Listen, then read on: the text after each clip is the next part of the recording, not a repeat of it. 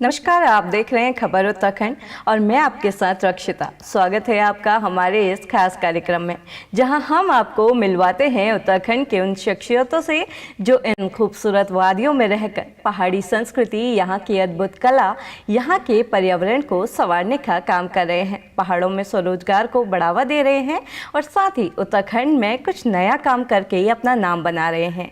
आज हम आपको एक ऐसे ही शख्स से मिलवाने जा रहे हैं जिन्होंने किताबों के अक्षरों को पहचानने से पहले तितलियों को पहचानना सीख लिया था और आज इन्होंने अपने घर को एक तितली संग्रहालय और अनुसंधान केंद्र में परिवर्तित कर दिया है, जहां आपको हर कोने में तितलियों की रंगीन दुनिया दिखाई देगी।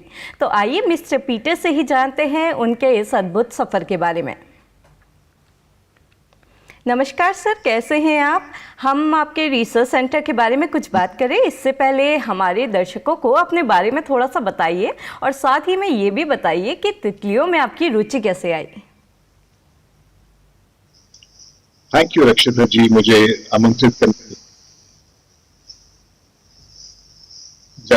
बहुत लंबी कहानी नहीं है कि मेरी रुचि कैसे आई, इंटरेस्ट था इसमें और अच्छा बेटा होने के नाते जमा और ये बहुत छोटे बचपन से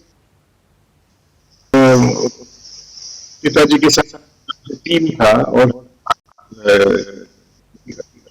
तो हमारे दर्शकों को ये भी क्यूरियोसिटी हो रही होगी कि आखिर आप तितलियों को प्रिजर्व कैसे करते हैं, तो थोड़ा सा ट्रिक्स और मेथड्स हमारे साथ भी शेयर कीजिए कि जो लोग या बच्चे अपने प्रोजेक्ट के लिए तितलियों को प्रिजर्व करने में इंटरेस्टेड हो या जो लोग प्रिजर्व करने में इंटरेस्टेड हो इन सब चीज़ों को, कीट पतंगों को, तो वो कैसे कर सकते हैं। रक्षिता जी, ऐसे है कि कंकाल होता है, हाथ से कंकाल होता है, तो उसको कोई भी कीड़े को प्रिजर्व करने के लिए मात्र सुखाना पड़ता है उसको, और वो वैसे ही रहेगा। और कोई मछली होगा या केकड़ा होगा तो मछली या कछुआ, उनको जो है अल्कोहल में डालना पड़ता है, पर कोई भी कीट को आप सुखा के प्रिजर्व कर सकते हैं। और उसका तरीका जो है हम सिखाते हैं, क्योंकि हमें लगता है कि हमारे देश में कलेक्शंस की बहुत कमियत है कि और भी लोग इससे जुड़े हैं ताकि प्रकृति का मॉनिटरिंग हो सके। और जब जनसंख्या गिरती है या घटती है या बढ़ती है या मिटती है, तो उसका हमें पता तो चले। अभी उसको पता चलाने के लिए हमारे पास कोई तरीका नहीं है। गिने चुने लोग हैं जो उस पर ध्यान रख रहे हैं, और वो इतने बड़े देश को कवर करने के लिए काफी नहीं है। हमें जनता से बहुत मदद चाहिए।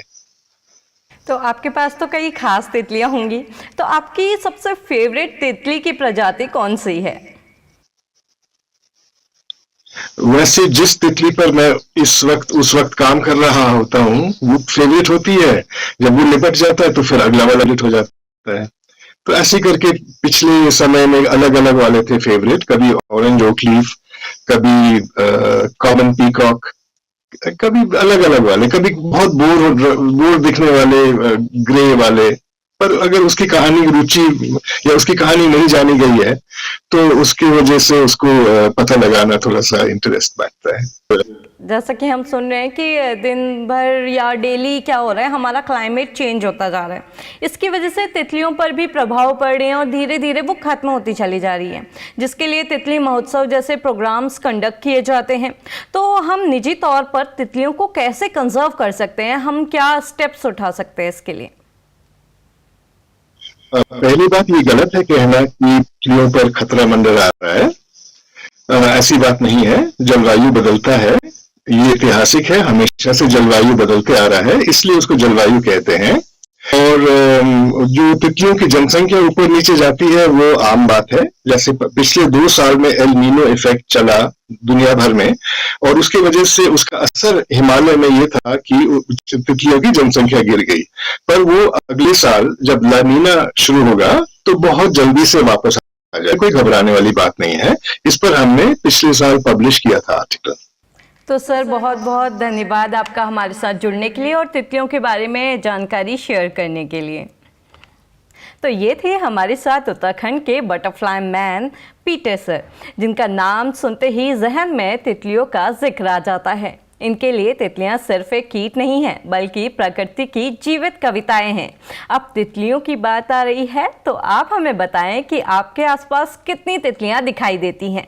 धन्यवाद हमारे साथ जुड़ने के लिए। आप देख रहे थे खबर उत्तराखंड। अगर आपने अभी तक हमारे चैनल को सब्सक्राइब नहीं किया है तो जल्दी से सब्सक्राइब कर लिया और बेल आइकन दबाना बिल्कुल ना भूलें।